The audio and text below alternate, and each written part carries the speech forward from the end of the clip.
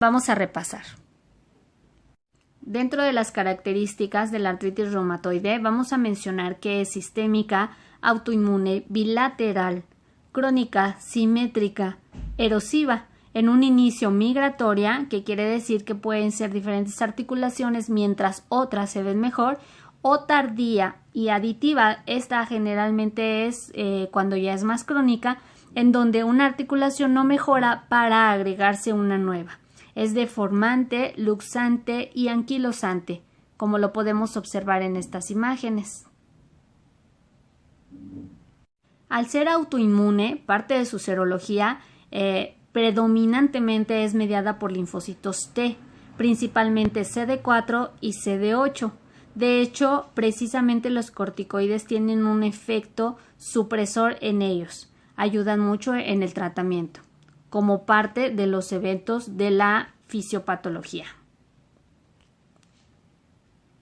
En cuanto a la prevalencia, generalmente es en la mujer, sobre todo en los 40 a 60 años. No encontramos pequeñas menores de 15.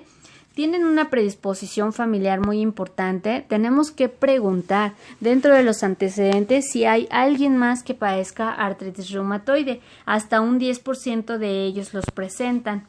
El gen asociado es HLA-DR4 y se ha visto mucho que el ambiente influye, sobre todo las personas que fuman. Al tratarse de una patología autoinmune, el factor reumatoide es un anticuerpo contra la fracción IgG, aunque también puede haber IgM, que esto es en el cuadro inicial o agudo, es decir, en menores de 6 semanas, cuando tienen menos de 6 semanas, es muy sensible, pero tiene menor especificidad que el antipéptido cíclico citrulinado. Este es de más alta especificidad y tiene una detección precoz. En cuanto a la clínica, tenemos que es una sinovitis, es simétrica, como comentábamos, y bilateral. Entonces nos afecta a ambos lados de estas articulaciones, inicialmente las metacarpofalángicas, posteriormente o más raramente las metatarsofalángicas. También puede ser a nivel de la muñeca.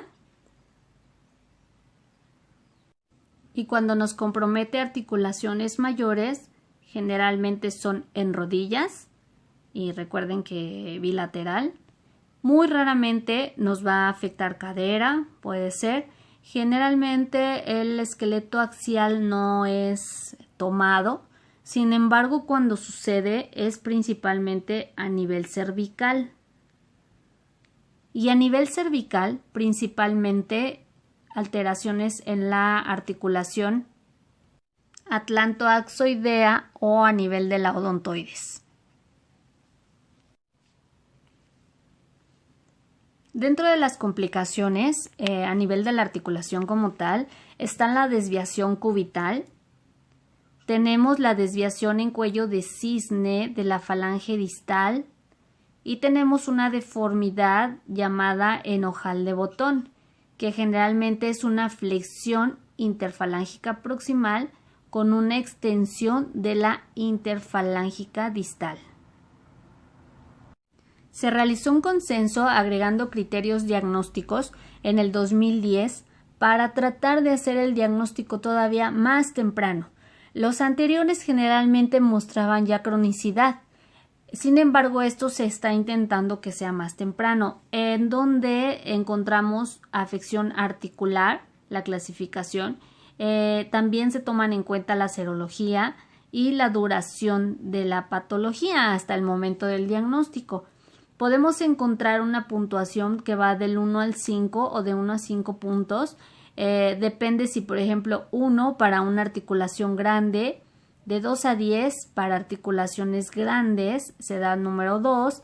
El número 3 o punto 3 es para una 3 pequeñas, ya son pequeñas. Recuerden que generalmente son pequeñas las articulaciones y entre mayor número, mayor puntuación hay. En cuanto a la serología, se toma en cuenta el factor reumatoide y el antipéptido, que puede ser negativo, bajo o alto, y de acuerdo a eso se van agregando puntos. También se toman en cuenta la BSG y la PCR como los factores o los reactantes, de fase aguda. Y la duración, que se puede dar de 0 o 1 punto, de acuerdo a que si es aguda menos de 6 semanas o es crónica, duración de más de 6 semanas. Al tratarse de una patología sistémica, encontramos fiebre, astenia, adinamia, baja de peso. Dentro de las alteraciones también incluyen anemia. Generalmente este es tipo normocítica normocrómica, aunque tiene un componente ferroprivo, todavía permanece normo-normo. También en el 20% de los pacientes, y de hecho una alteración de mal pronóstico, son los nódulos reumatoideos. Otras alteraciones pueden incluir una vasculitis, en este caso muy asociado a la poliarteritis nodosa. Tenemos también pleuropulmonares como una pleuritis o cardíacas como una carditis o una neuritis, polineuritis o mononeuritis muy frecuentemente. Dentro de las oculares, más frecuentemente el ojo seco, que se asocia con mucho a síndrome de Sjögren. También tenemos la epiescleritis, no es tan frecuente, pero también puede verse. Tenemos afecciones laringeas, tenemos bursitis. En el caso de esta es retrolecraniana, como en este caso, y se tiene que hacer diferenciales con otras patologías.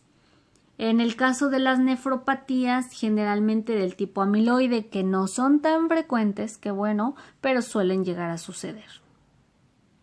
Tenemos en un porcentaje pequeño síndrome de Felty, hasta el 1%. Ellos cursan asociados a artritis reumatoide con esplenomegalia y neutropenia.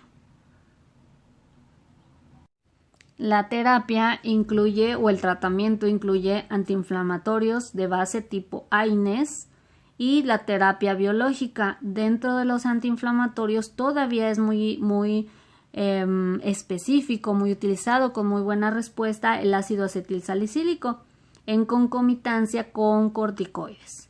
Se pueden utilizar fármacos del tipo o principal metotrexate, aunque se pueden agregar algunos otros como hidroxicloroquina y sulfasalacina en caso de que no veamos mucha respuesta, no por más de 6 meses.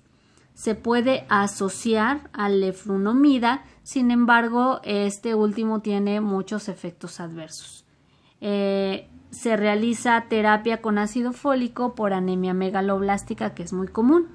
Dentro de la terapia biológica, generalmente es después del fracaso de 6 meses con fármacos sin una respuesta adecuada o cuando hay mucho daño articular o sistémico. El principal es etanercept. Se pueden agregar otros medicamentos como infliximab u otro como adalimumab. Muy bien, chicos, eso es todo. Continuaremos con nuestra clase. Muchas gracias por su atención.